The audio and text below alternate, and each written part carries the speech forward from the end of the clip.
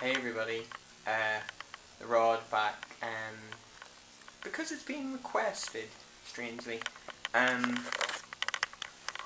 which I never thought would ever happen. There was a shout out done by Wolfgang one, Jared.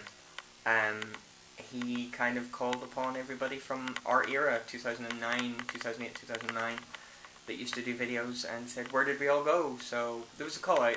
He had a huge list. I made it a few, and not thankfully, Timey, Matt has brought up these other people that needed to do them, and I was one.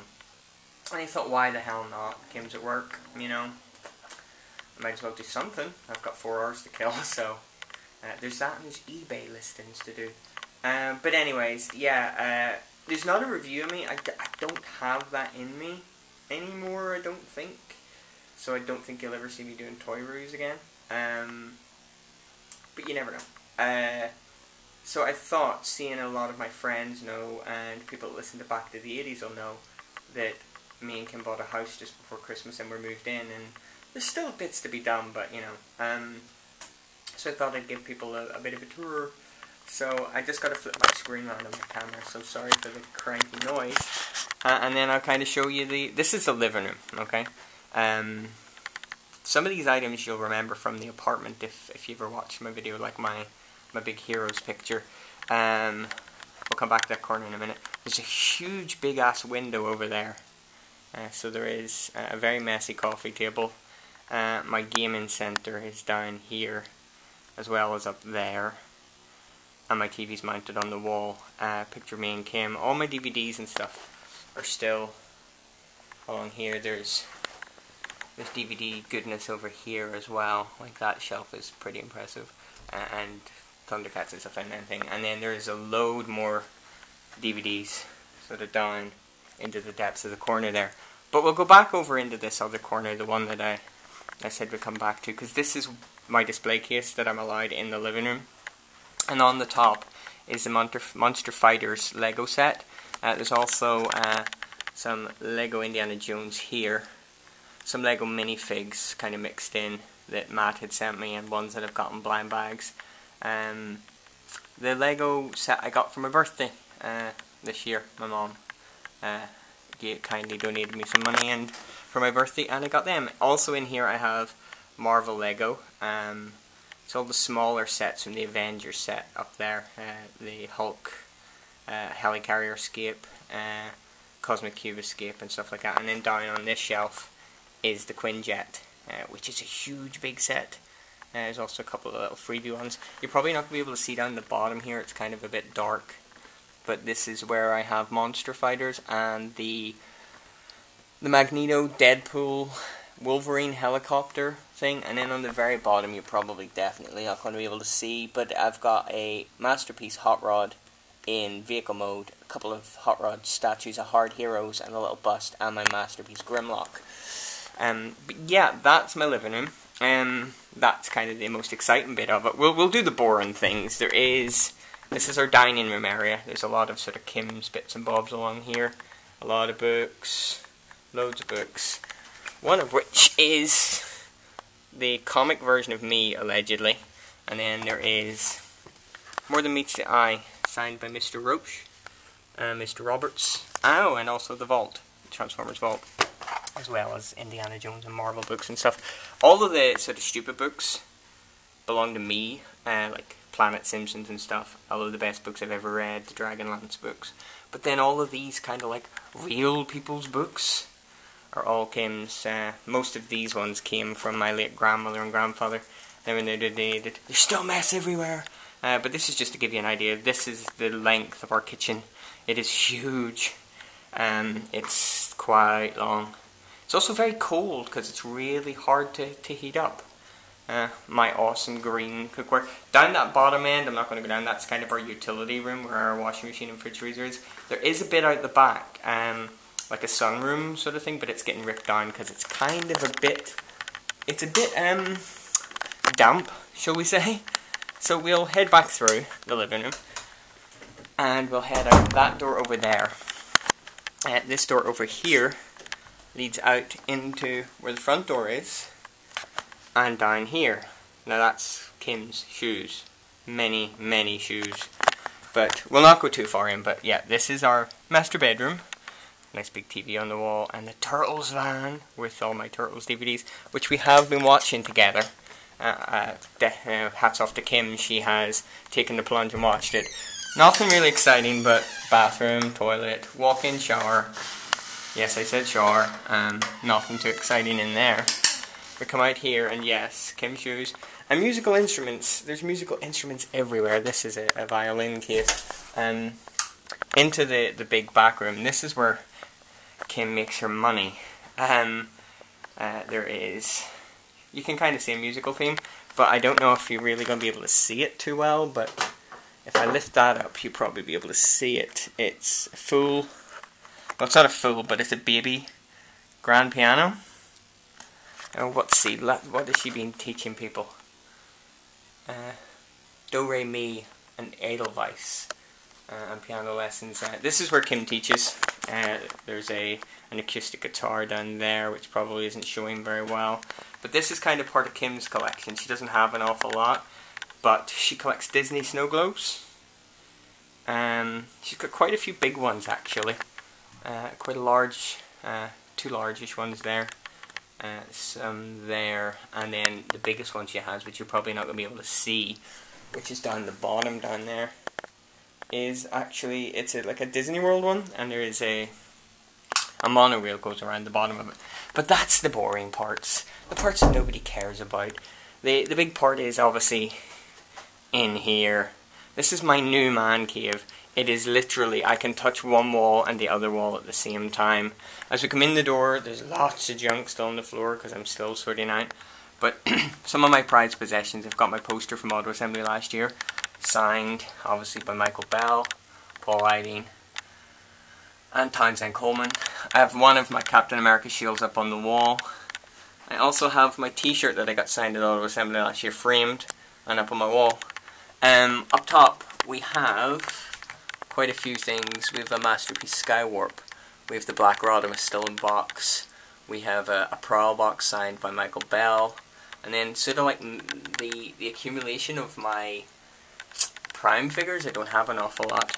My computer, I decided to dual screen it. My desk, which still has Solar Grapple on it that I traded with Bob and can't fit onto a shelf.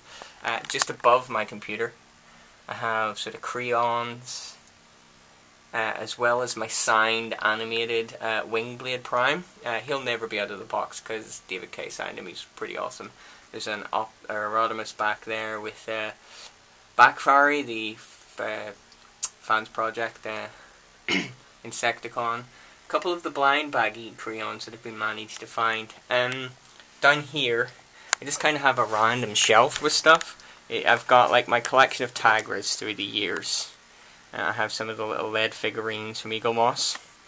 There is minifigs, Movie Optimus and Movie Ironhide, Reveltech Rodimus, and Generations Classics Onslaught that I got from Jai. The sound chip never worked on this guy, and Jai confirmed that it never worked when he got it, and I don't think it worked on any of them, so there you go.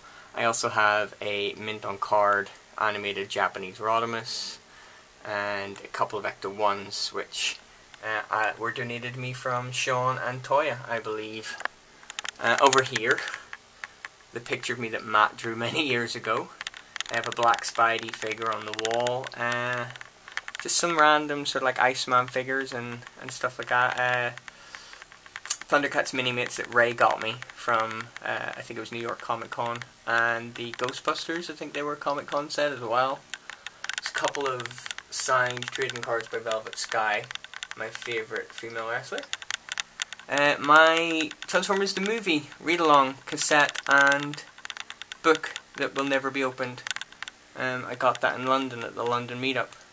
Down here, we'll flip around to this. No, that'll be a bit stupid. Over here we got Marshmallow Man and the free Slimer that Maddie sent out that does not glow in the dark.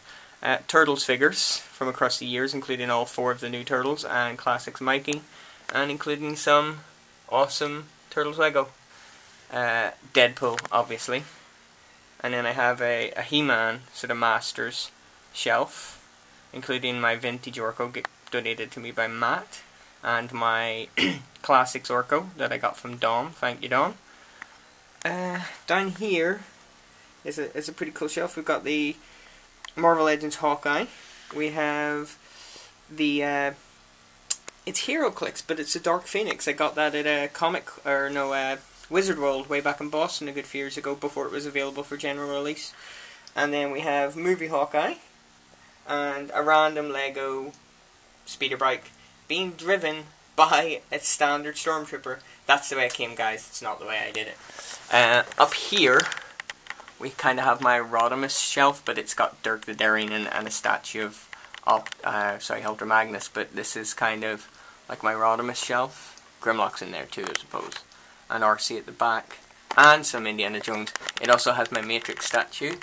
And up the top, there's basically a shrine to Iceman, which you probably can't see because there's no light. But there's quite a bit of Iceman up there. And I don't even know if you could see anything up there because I couldn't, because it's too high up for me to see. My shelves. This started out with my Masterpiece figures on the back. Like that, the image that one of Kim's friends painted me for my birthday because I made fun of an image he painted somebody else and I didn't know what way was the top. So he painted me on saying this way up. But yeah, my Masterpieces. And it was going to be that and then Classics. But then, sort of when I started putting Classics out, there was that many Classics Autobots that they actually took over the entire shelf. To the point I still can't fit Solar Grapple on like I managed. I think I'm going to have to take Movie Starscream out of there and try and find somewhere else for him. Next shelf up I wanted to be all animated. But again, there's that many animated figures. Lesser characters had to squeeze up on the top shelf at the back. And the top shelf then had to become like Swoops up there. So I put him right at the front with Jazz and stuff. And Ironhide and all's up there. It's characters I would have liked to have had more prominent, but they had to go. And then Dirge, thankfully I got all of the Seekers again thanks to Bob. And this became my Classics Decepticon shelf, which really disappointed me, apart from obviously Wasp at the end there. So I kind of ran out of room really fast. I'm going to flip this screen around again, so sorry if it clicks really badly. So that you can see me again. But yeah, I have such limited space. We do have a garage. And the idea, obviously the garage is storage at the minute, and it's not in any way, shape, form ready for what we plan, but what the plan is to convert that garage into 2 rooms, because then we can move Kim's piano out into one of the larger rooms, because the garage is huge. So we can actually then change the garage into these 2 rooms. One will be for Kim's piano at the front, so that her pupils have easy access. And then the back one to be my man cave, a proper one, and it will be big, and I should be able to fit way more than this. Like, I've got stuff in storage. I've got like proper Creo cars and stuff that are built up, and including the one that Jeff got me for my birthday. There was just nowhere for it. I had to put away my real Ghostbusters Firehouse that I got from Tony. You know, it's there's so much. It's like it just something had to give, and you know. Transformers has been my big love, and you know it kind of took over and took up the space. So as I say, sort of like I'll probably end up having to take that Movie Starscream down and either putting him away or you know trying to find an alternate spot for him, but there isn't really a lot of room, you know. So there I made a video for YouTube. Sorry that it's been like 14 minutes or so, but yeah, I'm not dead. You can hear me most weeks on Back to the 80s. In fact, I'm there generally every week. Unfortunately, this show coming up after this video, which is the weekend of St. Patrick's Day, myself, Kim, Jeff Sproul, you may know him, GS Pro, who else? Ray McComb, and a friend of Kim's, we're all travelling down to County Clare. To stay in a little farmhouse just really close to where they filmed Father Ted. So we're going to go get to view the Father Ted house. We get to go see the cliffs where they did the episode where Father Jack pushes a guy off a cliff and stuff like that. There's a lot we'll get to see. We're going to have a good time. We're there for 3 nights. We go away Friday morning, come back Monday morning. So it's going to be good fun. Watch it for photographs of it. I'm going to try and maybe reenact the, at least in picture form, the opening credits of Father Ted, if anybody's up for it. Probably won't be. But yeah, so I made a video. I guess I'll try and maybe do some vlogs. Maybe we'll try and do that, just to keep people knowing that I'm alive and stuff. I'm actually quite surprised my camera's held up. I haven't used it in so long and I don't remember charging it. Anyway, so here's hoping this works. So yeah, thanks guys. Thanks to Jared for doing the big challenge. Thanks for Timey for pointing me at it. And everyone else, if I can do it, you guys can too. Including you, Rojas. Get a video done. And with that, I will say goodbye and try and find my off switch. What was it, that thing that Vangelis did that Matt used to... Oh, how do you turn it?